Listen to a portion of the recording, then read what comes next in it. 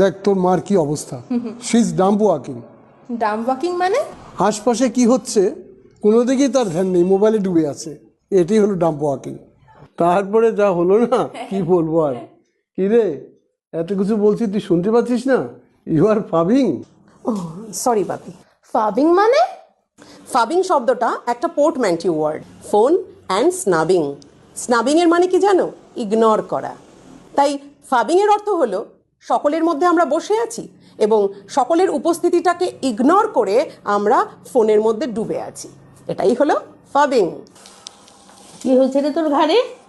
Text লিখবো মা। শেষ না আবার কি? কি আরাম।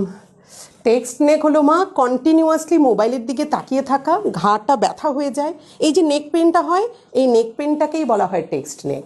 এত ফোন নিয়ে থাকিস, হবে না বল? এই দে তো আমাকে ফোনটা, তোরা সবাই কথা বল। মা আমার ফোনটা দাও, আমার অনেকগুলো কাজ বাকি।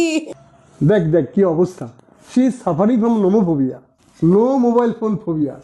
বাপি তুমি আমাকে বলো, ওই দেখো স্ক্রিনেজার্স।